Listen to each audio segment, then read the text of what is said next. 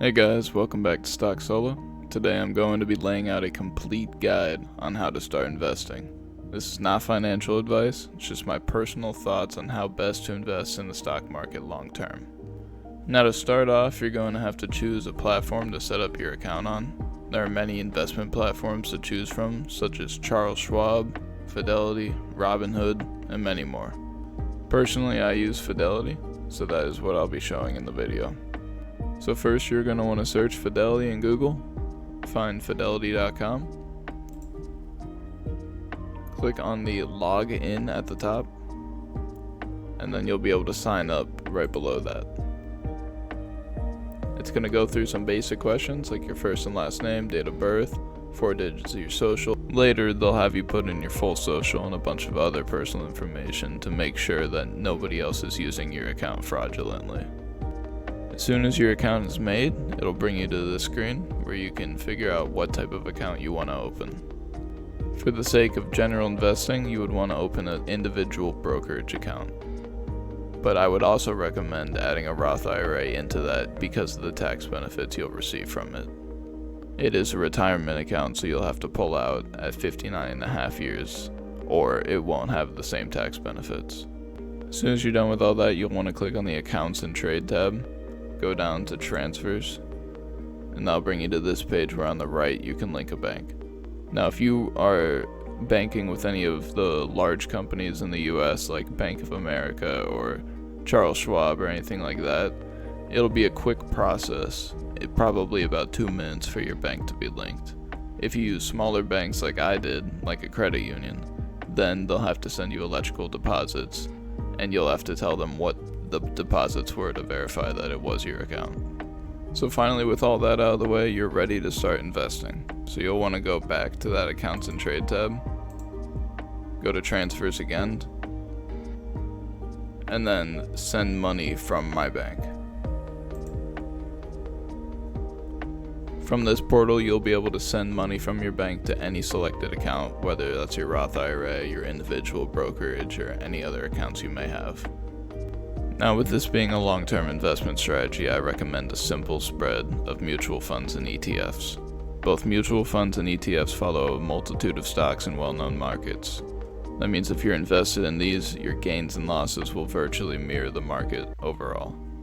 The 3 main markets I attempt to target with the strategy are the S&P 500, otherwise known as the Standard & Poor's 500 Index, the NASDAQ, otherwise known as the National Association of Securities Dealers Automated Quotations, and DIJA, otherwise known as the Dow Jones Industrial Average.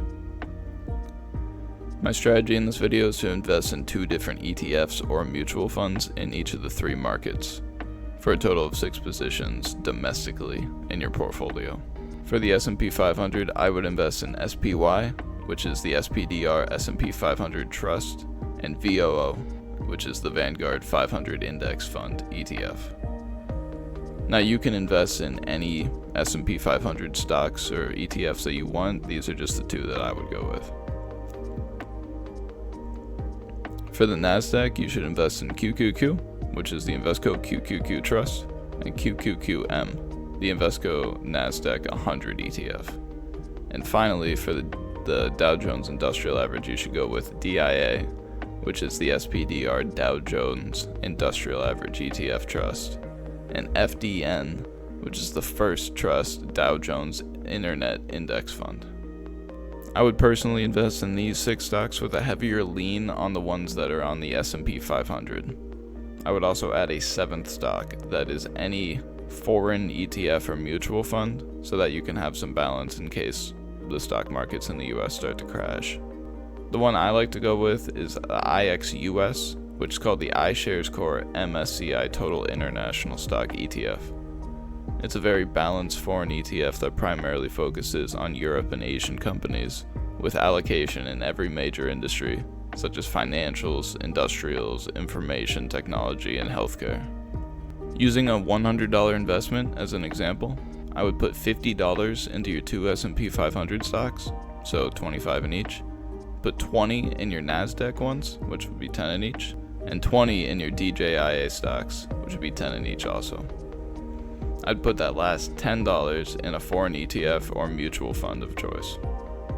Make sure you do all your own research as well and find the ETFs and mutual funds that best suit you for your investment strategies. Contributing to these 7 stocks is a great way to stay on the flow of the market.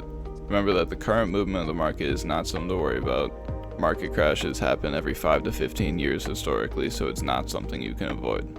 What's great about right now though is if you start to invest, we just saw a slight decline in the market in early April when Trump announced the tariffs, so you'll be getting in on a good time in the market for good growth.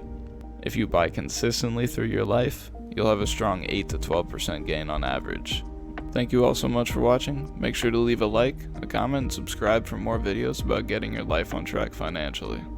I'll be releasing a video soon on how to start a basic budget that reflects your lifestyle, incorporating bills, investing, and a proper use of your free money. If there's something that you want covered in a future video, please leave a comment on what you want to know more about. Have a great week, everybody.